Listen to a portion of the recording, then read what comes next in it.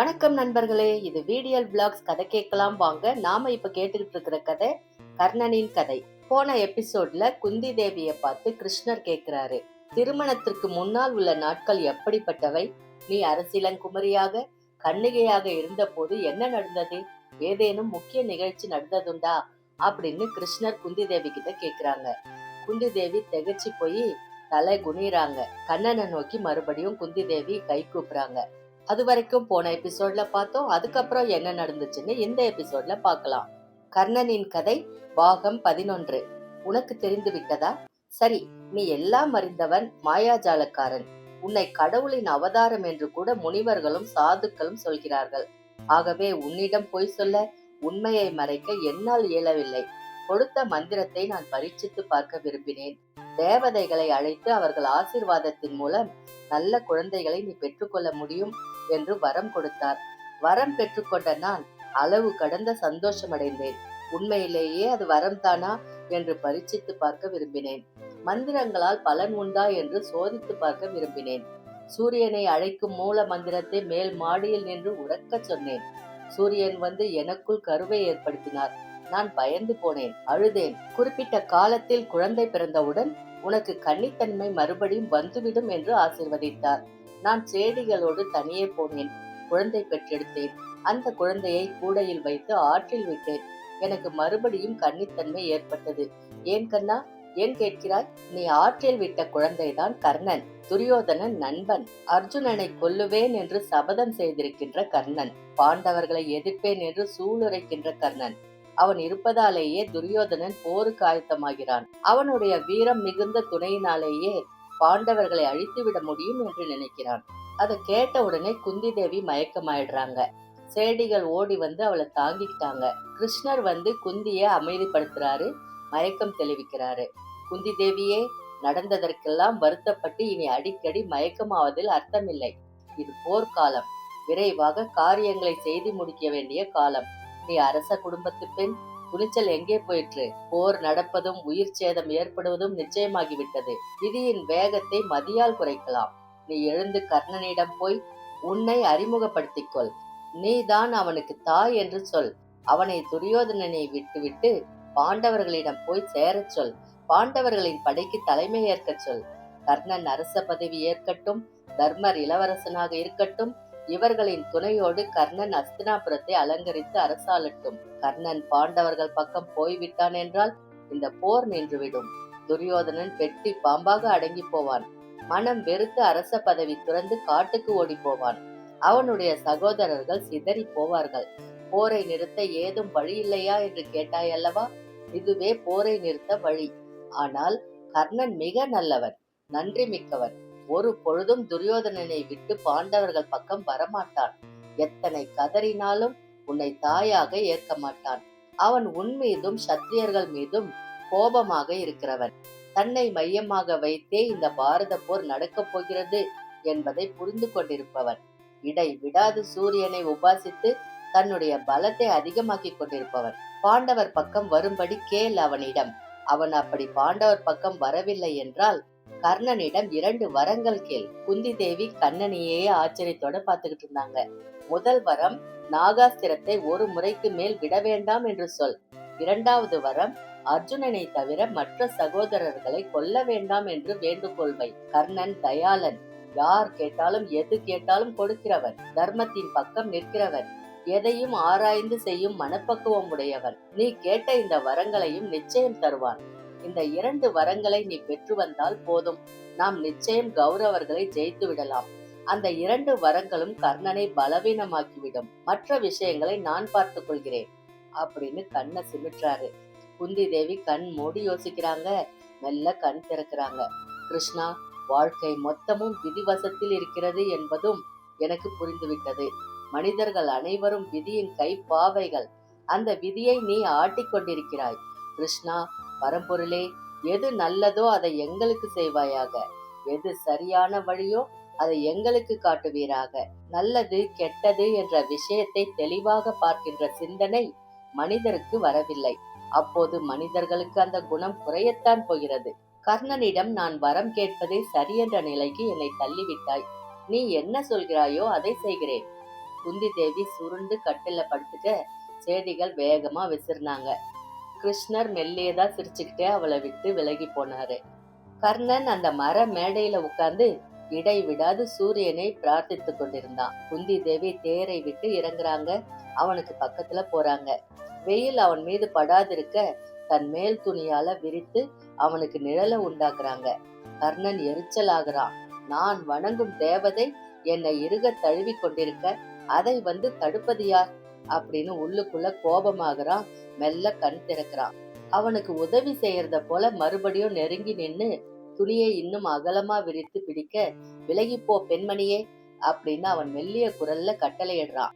அந்த குரல்ல தோன்றிய உறுதியும் அமைதியையும் பார்த்து குந்தி தேவி வியந்து போறாங்க. தள்ளி நின்னுட்டு கண்ணனை பார்த்துக்கிட்டு இருந்தாங்க. மார்பிலே கவசம், காதுகளில் குண்டலம், கண்ணில் அபரிமிதமான ஒளி, உதட்டில் ஒரு இறுக்கம், மூக்கில் ஒரு கூர்மை, முகவாயில் ஒரு அழுத்தம், தோளில் ஒரு உறுதி, மார்பில் ஒரு வலிவு, முகத்தில் ஒரு அமைதி. மேல் துண்டு காற்றில் புரள அரை கண் விழித்து உறுத்து பார்க்கின்ற மகனை பார்த்து குந்தி தேவி நெகிழ்ந்து போறாங்க. அவளுக்கு கால்கள்ல இருந்த வலு மெல்ல கீழிறங்குது. யாரையாவது பிடிச்சுக்கணும் அப்படின்றது போல தடுமாறுறாங்க. பிடிச்சுக்க எதுவும் இல்லாததால கை கூப்புறாங்க. அப்பா, என் பெயர் குந்தி தேவி. நீ கர்ணன் தானே? கர்ணன் ஆம் அப்படின்னு தலையசைக்கிறான். நீங்கள் பாண்டவர்களின் தாயார் தானே? இங்கு என்னை தேடி வர என்ன காரணம்? உங்களுக்கு என்ன எதிர்பார்த்து என்னிடம் வந்தீர்கள்? உங்களுக்கு நான் என்ன செய்ய வேண்டும்? மெதுவா கேட்டான். குந்தி தேவி மேலும் குழஞ்சு போறாங்க. இப்படி அவகிட்ட யாருமே கேட்டதில்ல. அவ சொன்னதை கேட்டுக்கிறாங்களே தவிர அவளுக்கு என்ன வேணும் அப்படின்னு யாருமே விசாரிச்சதே இல்ல. குந்தி தேவி நெஞ்சுக்குள்ள வேதனை புரளுது. மிகச் சிறந்த மகனை இழந்து விட்டோம் அப்படின்ற துக்கம் பொங்குது. அவள் கண்களிலிருந்து நீர் வழியுது. உச்சி பொழுது தாண்டி சூரியன் மேல் திசை நோக்கி சரிய கர்ணன் மெல்லியதா சோர்வானா. பகற்பொழுது முழுவதும் உற்சாகமா இருக்கிற கர்ணன் இரவுல அமைதியாயிடுவான். பகல்லையும் உச்சி வேலை வரைக்கும் உக்கிரமா இருக்கிற கர்ணன் அதுக்கு பின்னால சூரியன் சரிய சோர்வாயிடுவான். தனக்கும் தான் விரும்பி பூஜை செய்கின்ற அதி தேவதையான சூரியனுக்கும் ஏதோ தொடர்பு இருக்கிறதென்று கர்ணன் நம்பினான். சூரியனை மறுபடியும் மனத்துக்குள் தியானம் செய்து பேசுவதற்கு எனக்கு வலிவு கொடு அப்படின்னு வேண்டான். சொல்லுங்கள் அம்மணி, உங்களுக்கு என்ன வேண்டும்? நான் மிக பெரிய ரகசியத்தை உன்னிடம் சொல்வதற்காகவே இங்கு வந்திருக்கிறேன். நீ தேரோட்டி அதிரதன் மகன் அல்ல. அவன் மனைவி ராதை உன்னை ஈண்டெடுக்கவில்லை. மாறாய் உன்னுடைய தாய் நான். சூரியனை உபாசித்து சூரியனின் மூல மந்திரம் சொல்லி அவரை நேரே வரவழைத்து அவரின் மூலம் நான் உன்னை கருவில் ஏற்றேன். தனியாக இருந்த நான் தூர்வாசர் கொடுத்த வரத்தை பரீட்சை செய்ய விரும்பி இவ்வாறு செய்துவிட்டேன். நான் கர்ப்பமானவுடன் பயந்து போனேன். சூரியனை தொழுதேன். சூரியன் பிள்ளை பிறந்த பிறகு உன் கன்னித்தன்மை மீண்டும் உனக்கு கிடைக்கும் என்று ஆசீர்வதித்தார். நான் நீ பிறந்த பிறகு எவரும் அறியாமல் உன்னை கூடையிலிட்டு ஆற்றில் விட்டு விட்டேன். எனக்கு மறுபடியும் கன்னித்தன்மை வந்துவிட்டது. யாருக்கும் தெரியாத இந்த ரகசியத்தை இப்போது உனக்கு சொல்லுகிறேன். நீ பாண்டவர்களில் ஒருவன், தருமனுக்கு அண்ணன். நீ உடனடியாக பாண்டவர்கள் பக்கம் வந்துவிடு. துரியோதனனை விட்டுவிடு. பாண்டவர்கள் பக்கம் வந்து மணிமுடி தரித்து தர்மனை இளவரசனாக வைத்து மற்ற தம்பிகளை துணையாக வைத்து அஸ்தினாபுரத்தை கைப்பற்றி ஆட்சி செய். அப்படி செய்தால் துரியோதனன் தானாகவே ஒடுங்கி போவான். எனவே நான் சொல்கின்ற இந்த சத்தியத்தை கேட்டு அதன்படி பாண்டவர்கள் பக்கம் வந்துவிடு அப்படின்னு சொல்றாங்க. கர்ணன் திகைச்சு போறான். நிமிர்ந்து சூரியனை பாக்குறான். இது உண்மையா அப்படின்னு மனசுக்குள்ள கேக்குறான். உலகத்தில் நடக்கின்ற சகலத்துக்கும் சாட்சியாக இருக்கின்ற நீ இதற்கு விளக்கம் சொல் அப்படின்னு கேக்குறான். இது உண்மை. நீ குந்தி பெற்ற மைந்தன். என் மூலம்தான் அவளுக்கு குழந்தை பிறந்தது. நீ வளர்ந்து வருவதை மிக கவனத்தோடும் ஆதரத்தோடும் நான் கவனித்து வந்தேன். நீ என் மகன் என்பதில் எந்த சந்தேகமும் இல்லை. உனக்கு எது விருப்பமோ அதையே செய். உங்கள் விருப்பம் என்ன? கர்ணன் தன் தந்தை கிட்ட பணிவோட கேக்குறான். பாண்டவர் பக்கம் நீ போய் சேர வேண்டும் என்பதே என் விருப்பம். தர்மம் அவர்கள் பக்கம்தான் இருக்கிறது அப்படின்னு சூரியன் மிருதுவா பதில் சொல்றாரு. முடியாது அப்படின்னு கர்ணன் தலையசைக்கிறான். சூரிய தேவன் மெல்ல பின்வாங்கி மறைஞ்சு போயிடுறாரு. எந்த பாபமும் செய்யாத, எந்த குற்றமும் செய்யாத என்னை எந்த சீராட்டலும் இல்லாமல் ஒரு கூடையில் வைத்து அதை நதியில் விட்டு விட்டீர்கள். நான் உபயோகமில்லை என்று தூக்கி எறிந்து விட்டீர்கள். நான் ஒரு அவமான சின்னம் என்று என்னை பிரிய துணிந்து விட்டீர்கள். அப்படிப்பட்ட நீங்கள் இன்று வந்து உங்களுடைய மற்ற புதல்வர்களுக்காக இடம் மாறி உங்களிடம் வரச் சொல்கிறீர்கள். யார் எது கேட்டாலும் தர வேண்டிய ஒரு கடமை மகனுக்கு உண்டு. ஆனால் உங்களை தாய் என்று என் மனம் ஏற்க மறுக்கிறது. என்னுடைய தாய் ராதை, என் தந்தை அதிரதன்.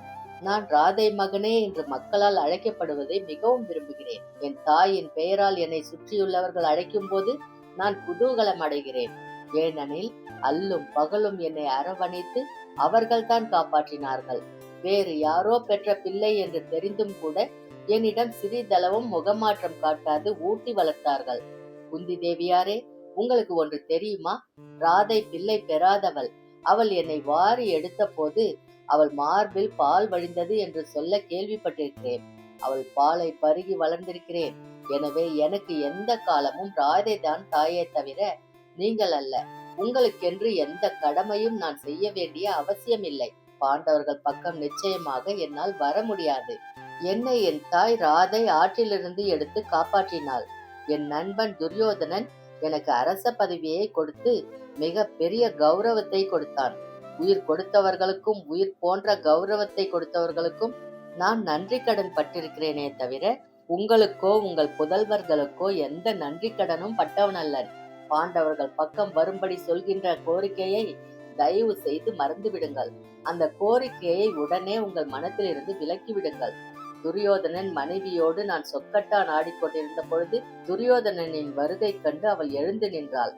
ஆட்டத்தை விட்டு தோற்று போய் ஓடுகிறாள் என்று நான் அவள் மடியில் கை வைத்தேன். முத்துமாலை அருந்தது. அங்கு எவனாக இருப்பினும் என்னை வெட்டி சாய்த்திருப்பான், தூக்கிலிட்டிருப்பான். ஆனால் துரியோதனன் நெல் முனையளவும் கோபம் காட்டாமல் அருந்த முத்துக்களை பொறுக்க முற்பட்டான். கோர்ப்பதற்கு நூல் எடுத்து வா என்று மனைவியிடம் சொன்னான்.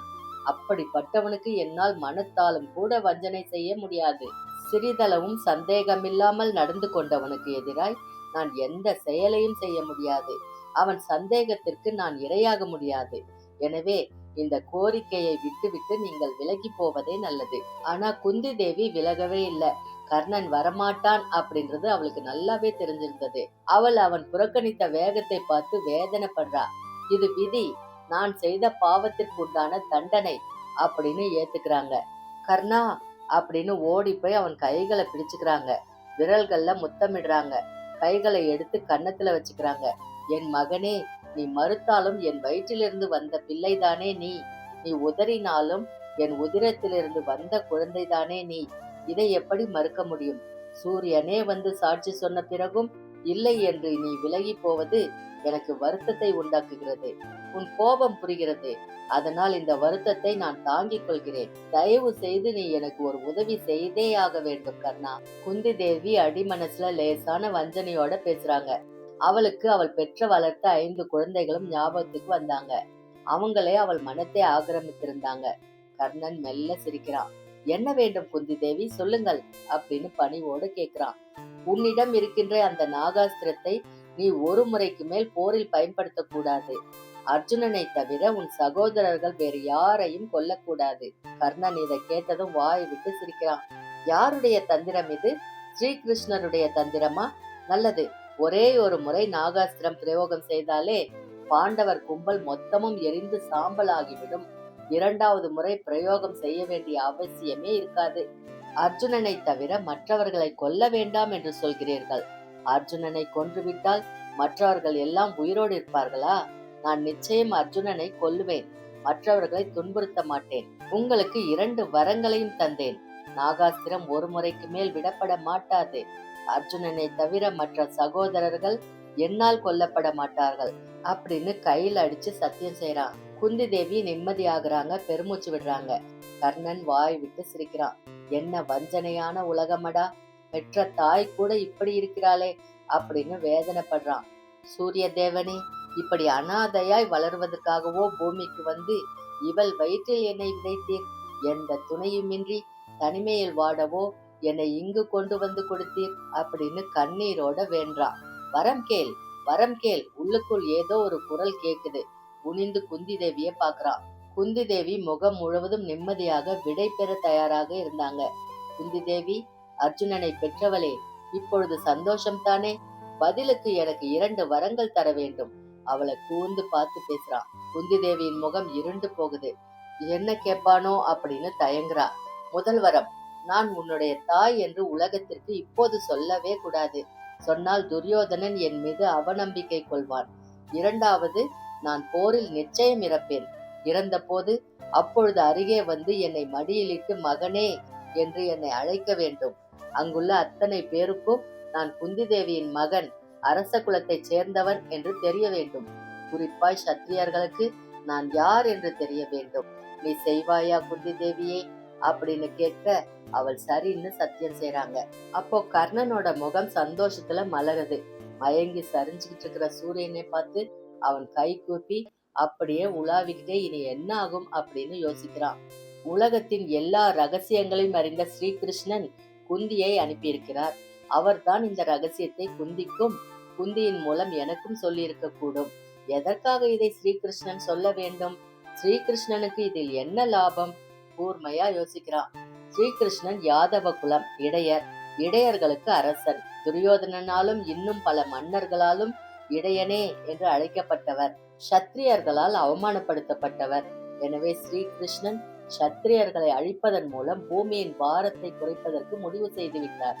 ஊரிலே பல பெண்களை மணந்து, பல பெண்கள் மூலம் பல பிள்ளைகள் பிறந்து, பல பிள்ளைகள் மூலம் பல பெண்கள் மணக்கப்பட்டு, பல பெண்கள் மூலம் பல பிள்ளைகள் பிறந்து சத்திரிய கூட்டம் பெருகி பிசாசாய் தவிக்கிறது. இடையராது பிள்ளைகளை பெற்றுக்கொண்டு இறக்கி கொண்டிருக்கிறார்கள். வெறும் மூடர்களாகவும் மூர்க்கர்களாகவும் பிள்ளைகள் பிறந்து தேசத்தை வதைத்து கொண்டிருக்கிறார்கள்.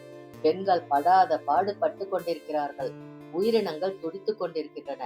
ஆடுகளும் மாடுகளும் கண்ணீர் விட்டு அழுகின்றன.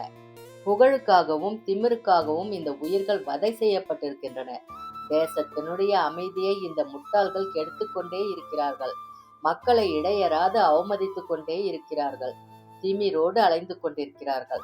இவர்களின் கொட்டத்தை அடக்க ஸ்ரீகிருஷ்ணன் முடிவு செய்து விட்டார். இந்த போரிலேயே அதிகம் திமிர் பிடித்த துரியோதனன் அழிய வேண்டும் என்று முடிவு செய்து விட்டார்.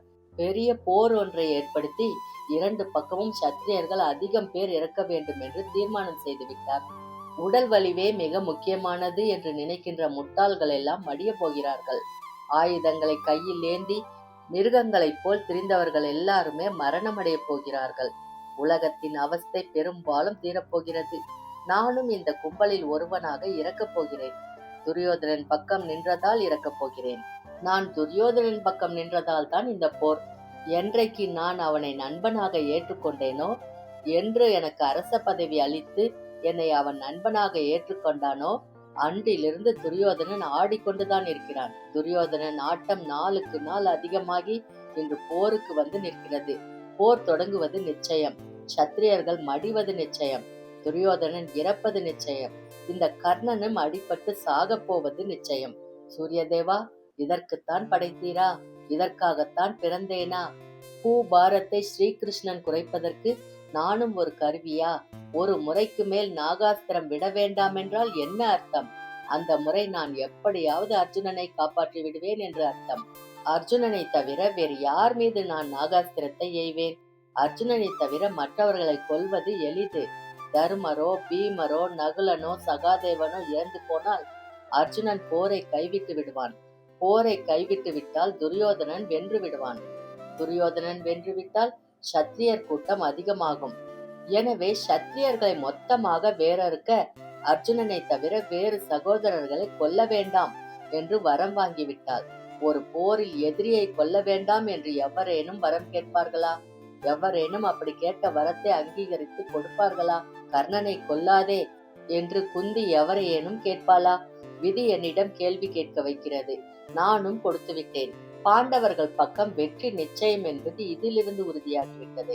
பாண்டவர்கள் தன் பேச்சை கேட்கிறார்களா என்று பல சோதனை வைத்து பாண்டவர்களை வனவாசம் போக வைத்து மிருதுவாக்கி முழுமையாய் 1 வருடம் அவர்களை ஒரு அரச சபையில் ஏவலாட்களாக உட்கார வைத்து ஏவலாட்களின் வேதனைகள் எத்தனை என்று புரிய வைத்து 4வது வர்ணத்தாரோடு வாழ வைத்து அவர்களுடைய வாழ்க்கையின் துயரத்தை தெரிந்து கொள்ள வைத்து எல்லா மனிதர்களும் சமம் என்று தெரிய வைத்து ஸ்ரீகிருஷ்ணன் பாண்டவர்களை பக்குவப்படுத்திவிட்டார். கோபமாக பேசவோ ஏளனமாக பேசவோ எள்ளி நகையாடவோ நிச்சயம் இனி அவர்கள் முன்வர மாட்டார்கள்.